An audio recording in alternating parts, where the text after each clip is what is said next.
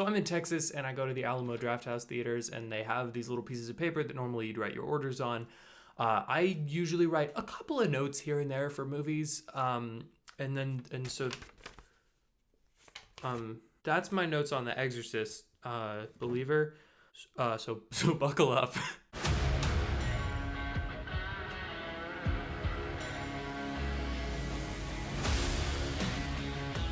Hey, what's up? My name is John Bonjour. I am an artist and a film enthusiast, and I want to talk about Exorcist Believer, directed by David Gordon Green. This is certainly a movie. This is one of them. Of the Exorcist movies, this one is an Exorcist movie. Okay, so two things. I'm shaking up the format in two ways. One, there's going to be no art because I didn't really have the time, and B, I just don't feel like it. I just don't want to. And then B, this is going to be a spoilerful review. Spoilerful? Spoilerful. That's fun. This is going to be a spoilerful review. And so if you haven't seen Exorcist Believer, you know what? That's not even true. If you've seen the trailer for Exorcist Believer, you've seen Exorcist Believer pretty much. So there's a couple of things that I'm going to elaborate on. But outside of that, you did it. Congratulations. You saw the movie in a lot less time than I did. Okay, we're going to do this like a statue. We're going to start with overall big, just hunk of rock thoughts, and then we're just going to whittle away until we get my full opinion. Does that mean anything? Does that sound like a thing that a person would say? I got to start recording in the morning more often. This is fun. Okay, my overall thoughts. I liked it, honestly. Like, I think it was pretty fun. I am really conflicted, though, in that feeling. I feel like most of the time when I like a movie that people hate, I'm usually like, I guess I could see why maybe you wouldn't like this, but I think it's great.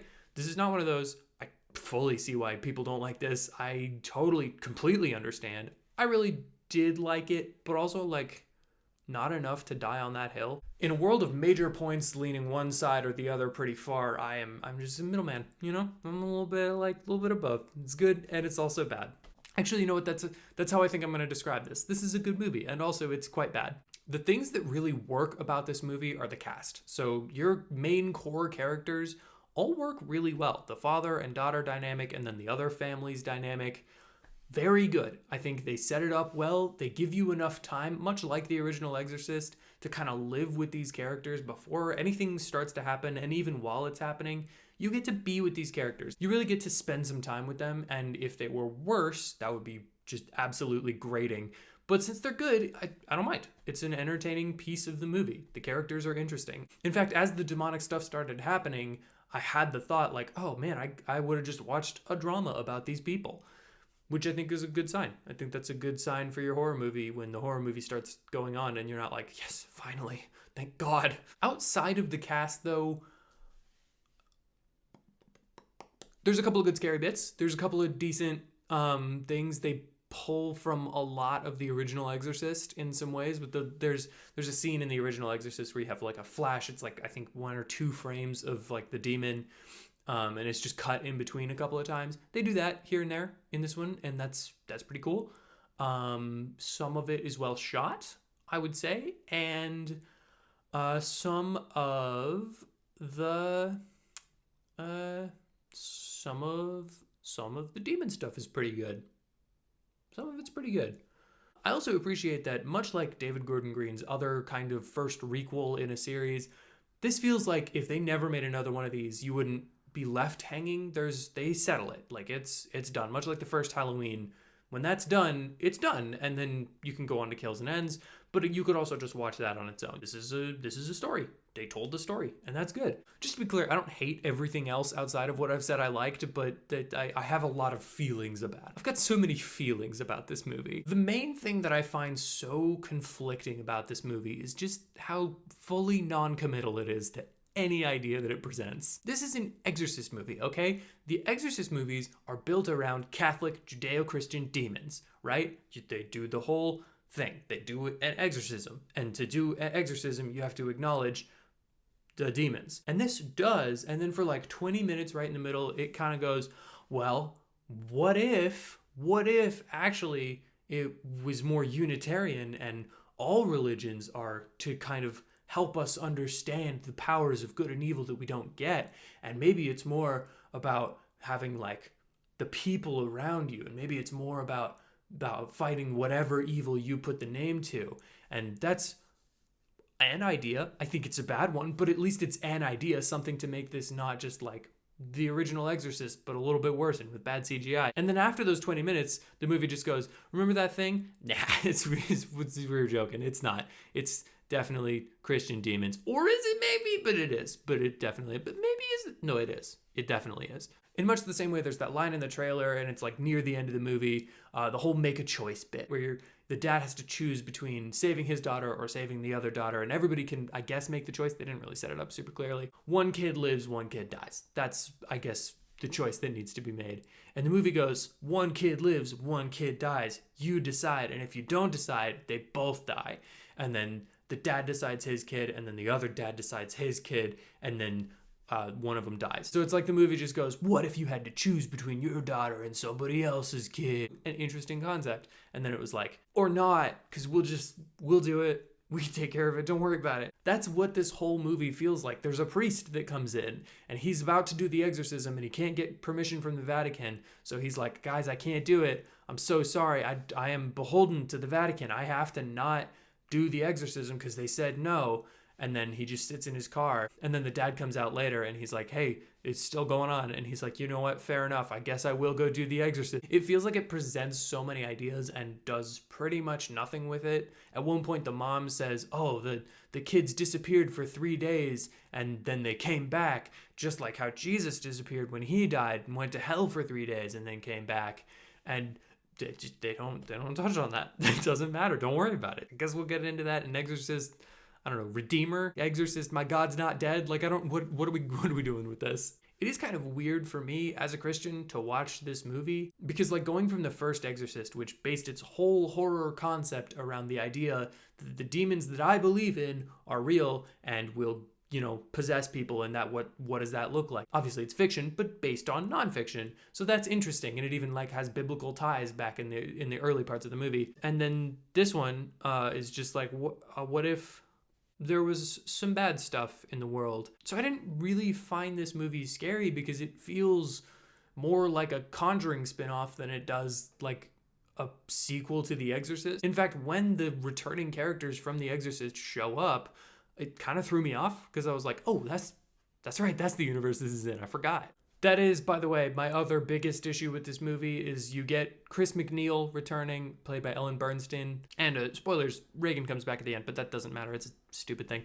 Anyway, my problem is they took Chris McNeil from the original Exorcist, who, at the end of that movie, her whole character was, I protect my daughter, and I will never talk about this again. Just let her forget, let her live in that. And this one goes, what if after that, she said, I could protect my daughter and never talk about that again. Or I could make a shit ton of money on a book. I don't mind characters growing. I think that's how they should be. But that is so far out of left field for that character that it makes absolutely no sense. And it sets up this whole moral kind of dramatic problem that it has to solve. And I even thought, okay, they'll probably set up that tension between Reagan and Chris and then sort of redeem it later on in the second or third movie that they're probably going to make.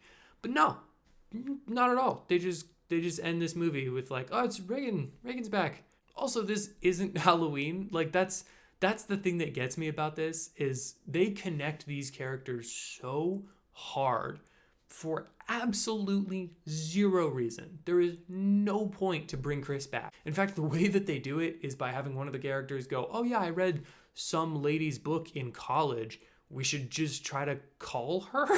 It just feels so weird. And having Reagan show up, I think that was Linda Blair. She was on the screen for like 2-3 seconds maybe. Pretty sure it was, maybe it wasn't. That would be weird if it wasn't. But having her show up, it's not like Laurie Strode shows up. Laurie Strode put up a fight. That was her whole thing, is she fought Michael Myers and she survived Michael Myers. So when she comes back, you're like, okay, I could see how she would be affected by that and continue it. Reagan was just like a kid and she didn't remember any of it. It's not triumphant to see her return. There's no like big swell of emotion because it was just a kid who went through some shit and now she's she's here and her mom is blind now, I guess. I don't know. I think it's dumb. And when you base all of that around a problem that didn't exist, your own movie created it, and then you're like, doesn't it feel good to solve that problem from so many years ago? No, because you told us about the problem 40 minutes ago. It doesn't feel good. It feels cheap. I don't know. It doesn't really matter. There's just so many things in this movie that feel cheap. The demonic stuff is either 50% really, really solid and like scary and feels like it takes advantage of the concept of demons, or 50% super cheap. The whole final kind of thing, did not like it. It was just like a weird cloud battle. It felt a lot like Galactus from Fantastic Four: Rise of the Silver Surfer, and that is not a good thing to be connected to. It also just looked really not good. I mean, I understand that these are probably made for cheap, but maybe a little too cheap. Maybe just a little bit too cheap. Or don't do a bunch of big CGI. Why would you do that? Especially if you're trying to connect it to the original movie. Now, if you watch these back to back, not that you would or probably should, it's gonna feel like Demons somehow got like an upgrade from the 70s to now. I can't get stuck on that. I do think it's a relatively entertaining movie. It's not great. It does have two of the worst monologues I've ever seen, maybe in all of cinema. David Gordon Green is not a good writer, I don't think. His weird brand of cheesiness worked pretty well for me in the Halloween movies. This is supposed to be taken way more seriously, and I just can't do it when people are talking about how much family means to them. I enjoyed watching the movie. I was never bored. I liked that it was slow, much like the original. I thought they did a good job with that. Maybe called back a little too much to the original, and also, dude, what are we doing with the trailers? Anyone who saw the trailer saw 90% of the scary things that happen in this movie. That's really dumb. Also, I'm gonna be pedantic as shit right now. Are you ready? You cannot have the best line in the trailer, which is that kid screaming, "I don't wanna go to hell," and then just cut it out? Who made that call? That is easily my most interesting line in that trailer. It's delivered great. You feel that tension, the drama, and then they for some reason chose to put like a way like toned back. It's like 50% of the energy in the line in the trailer, and it's just like, I don't want to die. It doesn't matter, but that's incredibly dumb. I was looking forward to that line in context. I liked that line. This movie looked like it was gonna be pretty good, and it was pretty okay. I'm not even like upset about it. I don't have the affinity for Exorcist that I do for Halloween. I loved the Exorcist movie, but I don't watch it for comfort, for sure. I think it's an incredibly freaky movie. And this is one that I, honestly, maybe I'll watch it again. If they put out another one, I'll probably watch this again because I will have forgotten what happened. But otherwise, I just don't see myself revisiting this one. It's not terrible. It's just not great. I liked it okay, and I think that's enough.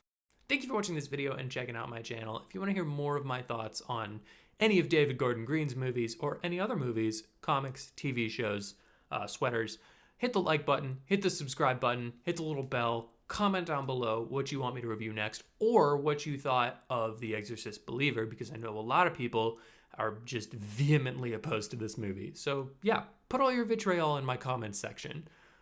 That's probably not a good idea. Or do none of those things because I am not your dad.